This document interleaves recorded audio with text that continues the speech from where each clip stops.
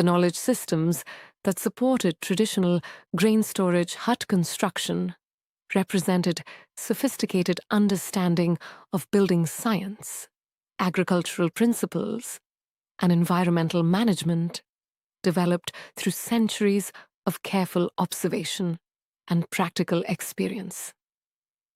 Builders understood the thermal properties of different materials and how wall thickness would affect internal temperature stability throughout seasonal changes.